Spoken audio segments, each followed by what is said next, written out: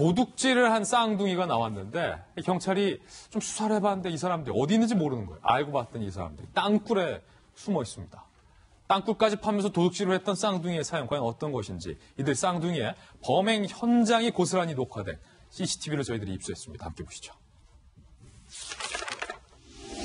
늦은 밤 야심한 시각에 한 상가 앞에서 똑같이 생긴 쌍둥이 두 명이 두리번두리번 상가 안을 쳐다봅니다. 한 명은 뭔가 좀 망을 보는 듯하고 주변을 살피더니 과감하게 텅텅 비어있는 상가 안으로 휴대폰에 후레쉬를 켜서 누가 있는지 없는지 살펴보고 이렇게 문을 따고 들어옵니다.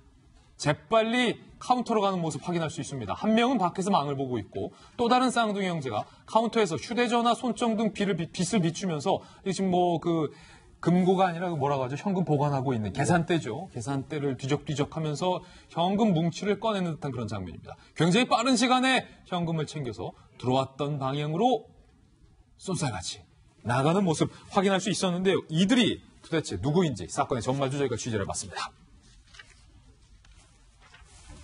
30대였대요. 30대. 참 30대가 꿈도 많고 일도 많아야 되는데 도둑질로 땅굴을 파고 있었다는 거예요.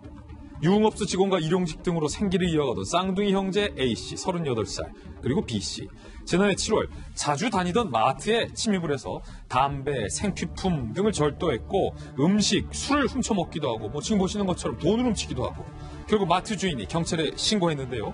이 A씨 형제는요. 경찰의 추적을 피하기 위해서 야산에서 땅굴을 파고 숙식을 해결했던 것으로 드러났습니다. 아니, 간첩이에요? 땅굴을 팝니까? 봄이다 이겁니까? 보통 봄이면 개구리도 땅굴에서 깨야 되는데 오히려 이 형제는 숨었다는 거예요. 지난해 7월에서 8월간 야산에서 거주를 했고 추워지기 전 11월 말까지 며칠씩 땅굴에서 머물기도 했다. 그러니까 작년 여름 이야기군요. 땅굴에서 머물던 이들이 지난달 21일 동두천시의 한 모텔에서 A씨 형제가 검거됐습니다. 지난해 7월부터 최근까지 36번에 걸쳐서 530만 원의 상당의 금품을 절취했고 훔친 돈은 마사지비나 유흥비로 또 다 탕진했다. 백 팀장이 어떻게 보면 좀 대담하다고 해야 할까요? 한심해야 된다고 할까요? 창의적이라고 해야 될까요? 뭐라고 해야 될까요? 사실 저도 이제 경찰 일선에서 수사 파트에 오래 있었는데요. 땅굴 파고 은신해 있다는 거는 정말 기발한 착상. 아니 요즘 간첩도 이러지는 않아요. 제가 비트라고 보통 하거든요. 국방부 비밀 아지트 비트라고 하는데 처음에는 생계형 절도를 시작을 했어요. 예. 이제 두 사람이 다 미혼인 걸로 지금 취재 결과가 밝혀졌는데. 그렇군요. 처음에는 생계형 유지. 근데 이 쌍둥이라고 하는 부분은 우리가 굉장히 좀 호감을 갖고 좋은 의도로 생각을 하지 않습니까? 예. 그럼에도 불구하고 이제 일정한 직업이라든가 수입 문제 때문에 절도를 하기를 시작했는데 계속 생계형 범죄를 하다가 나중에 이제 어느 날 돈을 훔치기 시작을 해요. 이제 사연이 있습니다. 그런데 경찰이 지문을 확인을 했어요. 예. 그래서 수배를 하고 찾는데 아무리 찾아도 동선이 파악이 안 되는 거예요, 잘. 그리고 추적이 안 되고.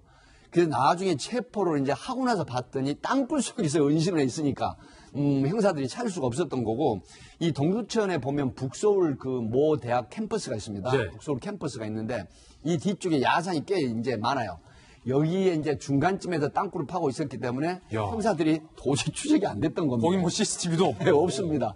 그리고 올라가도 CCTV도 없고 또 휴대폰도 전혀 그냥 휴대를 안 해버리기 때문에 그 통신 추적도 안 되고 이런 상황이었죠. 아니, 취재를 해보셨으니까 네. 이들이 지금 땅굴을 판 이유가 묵을 곳이 없어서입니까? 아니면은 수사를 좀 피하기 위해서? 아닙니다. 이제 묵을 곳이 있었는데 본인들이 쫓긴다는 걸 알았죠. 그렇죠. 경찰이 이제 추적을 한다는 걸 알았기 때문에 지문이라든가 이런 걸 남겨서 그래서 결국은 머리를 쓰는 게 땅굴 속에 우리가 잠입해 들어가면 형사들이 우리 도저히 못 참는다. 이런 의기투합을 한 겁니다. 형제간에. 그래서 쌍둥이 형제가 은신한 걸 땅굴을 파고 은신했다 해서 지금 이게 또 상당히 핫한 뉴스인 것 같습니다. 근데 또 확실히 성공을 했군요. 네, 성공을 했습니다. 검거된 건 모텔에서 검거됐으니까. 무려 8개월 동안을 추적을 했는데도 8개월 동안을 잡히지 않았으니까요. 땅굴에 계속 있었다면 안 잡힐 수도 있어요. 그런 가능성도 있었죠. 그런데 이들이 마사지 가게에 다니기 시작하면서 마사지비와 유흥비로 다 훔친 걸 탕진했는데 그때부터 좀 현금에 손을 댔습니까? 이제 비하인드 스토리가 있는데요. 이 형제 중에 한 사람이 우리 보통 그 마사지 가게 하면 이제 여러 가지가 있지 않습니까? 그 업소에서 일하는 여자 종업원을 이제 사랑을 하게 되는 것 같습니다. 갑자기 사랑을? 네. 갑자기 사랑이 아니라 이제 보통 손님이니까 잘해주지 않습니까? 근데 남자들은 여성이 나한테 좀 웃음을 짓고 하는데 친절하게 해주면 마치 나에게 호감이 있는 듯한 착각을 하죠. 참 남자들의 착각이에요. 네, 그래서 이제 이 여성에 대한 구애를 하면서 자주 앙내를 해야 되는데 출입을 하려면 어떻게 해요? 돈이 있어야 되잖아요. 돈 있어야죠. 그러니까 그때부터 야, 우리 이제 돈을 훔쳐서 형수를 만들자. 뭐 이런 개념이었겠죠. 제수씨를 만들던가. 이렇게 해서 출입을 하면서 돈을 훔쳤는데 결국은 이게 이제 쌍둥이가 다 구속이 됐는데 우리 최진영 변호사 계시지만 원래 이 직계 좀비 속이는 형제 자매는 범행을 중대한 범행을 해도 한 사람만 구속을 합니다. 예.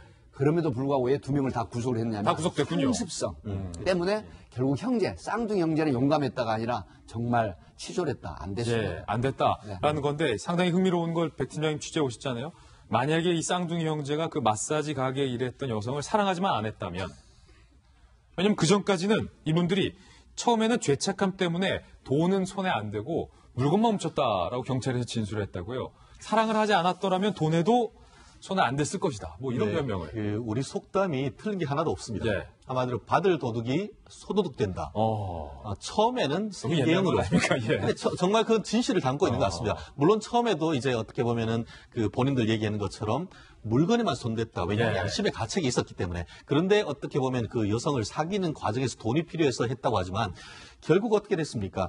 상습절도 그것도 보면은 한 명이 아니고 두 명이 야간에 주거 침입을 해서 있는 거기 때문에 전체적으로 봤을 때에 이 두 분에 대해서는 구속되지 않을 수가 없는 것이고 결국은 이거 케이스 같은 경우에는 실형이 불가피합니다. 그리고 또 지금 예. 작년 7월부터 해서 올 3월까지 한 9개월간 지금 그 보면은 피해 금액이 530만 원 정도라고 하는데요.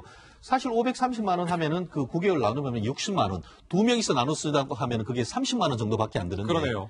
결국 우리가 생각하게 되는 건 여죄가 있을 가능성이 크다. 이렇게 되는 것 같은데 아마 지금 현재 구속돼 있기 때문에 밝혀진 범죄 이외에 추가적인 피해 사항도 나올 가능성이 높지 않을까 생각합니다. 월에 30씩 한 사람씩 썼다 쓰면서 버텼다는 건데 그 땅굴에서 살았으니까 30만 원밖에 안 들지 않았을까라는 생각도 들고 여자가 있을 수도 있으니까 좀 주거비가 안 든 겁니까? 예.